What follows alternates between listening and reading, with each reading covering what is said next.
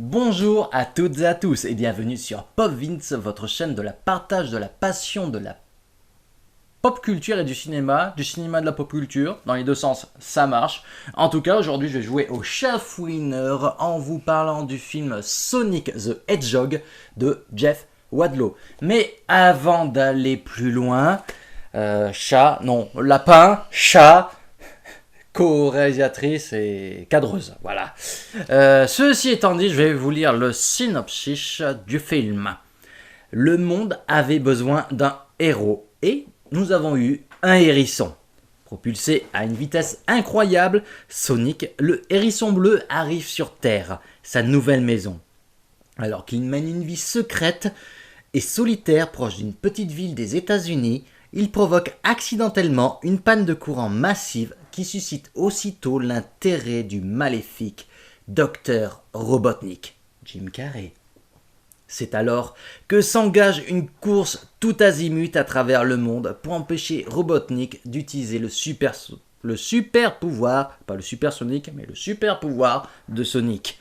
Dans cette comédie d'aventure familiale, Sonic et son nouveau meilleur ami, Tom, James Marsden, putain j'arrive plus à lire, font équipe pour sauver la planète du diabolique Dr Robotnik, bien déterminé à régner sur le monde entier. Donc, à quoi s'attendre avec ce film qui est sorti au tout début dans les salles obscures le 12 février dernier, qui a fait son retour dans ces mêmes salles obscures suite à leur réouverture après le confinement que nous avons vécu. Donc, réouverture des salles de cinéma à partir du 22 juin. Donc, le film a fait son retour en salle le 22 juin, avec une sortie dans les bacs prévue pour le 24 juin.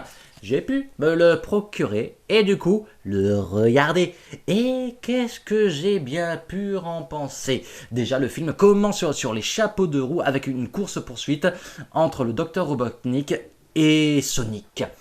Un Sonic, du coup, qui va faire office par moment de narrateur, du moins sur ce point-là. Il va briser, lorsqu'il fera justement office de narrateur, faire de la narration, il va briser un petit peu le quatrième mur en s'adressant directement au spectateur. Ici, il va le faire en lui proposant de découvrir comment il en est arrivé au point où débute le film. Donc on se retrouve avec un retour en arrière qui nous amène tout droit sur l'île de Sonic. Je vais pas vous en dévoiler certains éléments pour vous laisser le maximum de surprise, mais on y apprend tout de même que Sonic y est né avec un super pouvoir. Un super pouvoir qui va attirer des convoitises. Et c'est ce danger-là qui va faire qu'il va être amené à se sauver, à être projeté, propulsé dans notre monde afin d'être protégé. Ici, l'artefact qui va faire office un peu de MacGuffin, d'élément central à l'intrigue, ça va être les petits anneaux qu'on s'amusait à récolter tout du long des jeux Sonic. Petits anneaux qui servaient alors de point de vie. Mais ici, ces anneaux vont faire office un peu de portail à travers l'espace et le temps. C'est comme ça, entre autres, que Sonic a pu se retrouver dans notre réalité et y vivre dans la solitude pendant près de 10 années. 10 années dans une grotte non loin de la petite ville des États-Unis de Green Hills. Cependant, cette solitude, elle va avoir quelques conséquences sur la santé mentale de Sonic. Il faut le dire. Il y a une petite scène où il se fait à lui-même une séance de psychothérapie et on voit que qu'il est déjà, il est triste, il est pas dans son monde, il est seul. Et du coup, il s'invente un petit peu des amis imaginaires. Du coup, on le voit interagir à plusieurs reprises avec ses amis imaginaires, ce qui va amener, entre autres, à amener l'incident qui va attirer l'intérêt du gouvernement des États-Unis qui, pour élucider tout ça, va faire appel à qui? Au docteur Robotnik. Un docteur Robotnik superbement incarné par Jim Carrey. Et c'est marrant parce qu'il y a quand même un petit sous-texte avec le personnage. Certes, il est excentrique, mais on comprend que cette excentricité est notamment due parce que il a été victime un petit peu de... c'est souvent un peu le cas, les personnes qui sont un petit peu trop intelligentes, qui sont reclus, un peu mises de côté, bah souvent on en fait les bullies, enfin pas les bullies, mais elles sont maltraitées. Et malheureusement, ça a été un peu le cas pour le docteur Robotnik, et ben, qui lui s'est pas laissé faire, hein, comme il a pu le faire comprendre. Dans le film, ben, le gars qui l'a maltraité, il s'est retrouvé avec une paille, à se nourrir avec une paille pendant près d'une année. Et on voit notamment lors de plusieurs scènes que malgré que le docteur Robotnik, lorsqu'on le voit dans les jeux Sonic, etc., il s'apparente surtout au principe du savant. Certes, là, il est intelligent, mais il sait faire aussi preuve. Ben, il a quand même c'est pas du self-combat, mais il sait se défendre. Notamment, on le voit utiliser une sorte de prise pour couper la respiration sur son un petit peu acolyte. Et un Robotnik, donc, qui va traquer tout du long des États-Unis, ben, Sonic. Sonic qui va se retrouver à devoir récupérer ses anneaux qu'il aura perdus.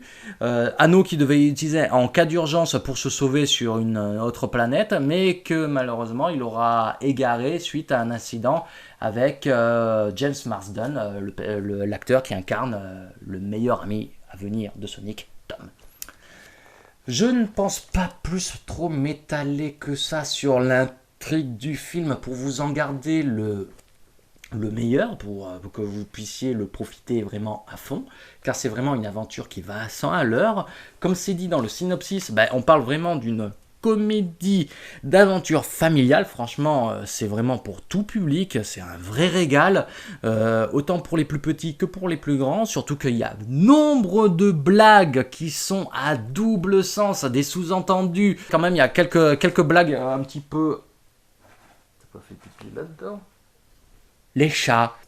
C'est pas du jus de cerise.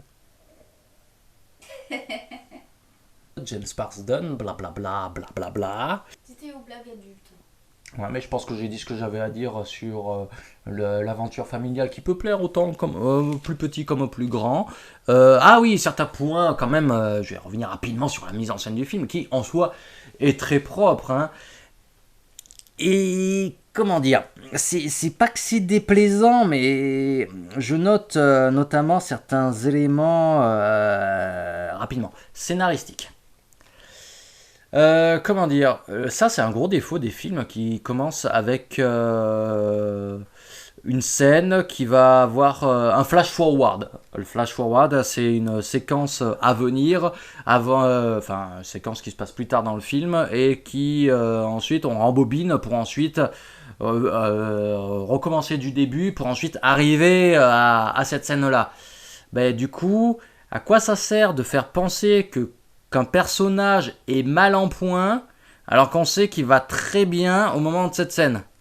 Du coup, ça perd quelque chose qui aurait pu apporter un événement qui aurait pu être émotionnellement impactant sur le spectateur, ben, ça perd de sa force. Après, bon, peut-être qu'un enfant, il sera plus à même d'être touché par une séquence pareille, mais la personne assidue qui est amateur de cinéma, ça a peu mal passé. Notons ensuite les scènes au ralenti. Elles sont bluffantes. Parce que bon, Sonic, hein, je vous fais pas le personnage. Quoi, à vitesse supersonique. Et les scènes au ralenti, vous voulez qu'on regarde à nouveau les X-Men, notamment depuis l'arrivée de Quicksilver dans la saga X-Men, on se refait la séquence dans X-Men Days of Future Past, ou même X-Men Apocalypse. Hein. Voilà. Certes, c'est impressionnant, mais quand on a vu ces films-là, c'est dur de pratiquer de dire air de déjà vu. Et notons aussi, ah oui. Bon, il y a certaines choses qui font mouche. Il y a beaucoup de gags qui sont rigolos. Le gag du radar, le gag de la bouteille qui se casse pas. J'en dis pas plus. La danse, la scène de la danse de Robotnik est juste jouissive. C'est excellent, vraiment. Ce film, c'est vraiment le retour de Jim Carrey. Attendez, hein, que je vous montre de ce côté-là. Hop, Jim Carrey. Mais franchement, Jim Carrey brille avec ce film. Et c'est vous dire, je me demande si Sonic aurait eu le même impact sans Jim Carrey. Et j'en viens justement aux voix françaises, parce que la voix française de Sonic, c'est Malik Bentala qui incarne le hérisson bleu. C'est qui Malik Bentala? Je connais pas. Par contre, vous me donnez le nom de Alexandre Gillet. Oui, je le connais, c'est le doubleur de Sonic depuis Sonic X en 2006, 2003-2006, entre 2003 et 2006, c'est une série d'animation. Mais pourquoi ne pas avoir pris Alexandre Gillet? Surtout en sachant qu'on voit un personnage du jeu vidéo, un autre personnage des jeux vidéo, mais qui est doublé par la même doubleuse. Pourquoi avoir pris ce rigolo qui double comme... Mais ouais, pourquoi vous ne prenez pas, dans les adaptations de films, les doubleurs officiels des personnages? Pourquoi coller une étiquette avec des acteurs dont on se bat les couilles, surtout si c'est des acteurs français qu'on ne connaît pas? C'est beau, mais ça sert à rien. Mais sinon, après, Sonic, c'est une superbe aventure, comédie d'aventure familiale que je vous recommande. Allez la voir en salle, ou sinon, procurez-vous-la en DVD. Il y avait des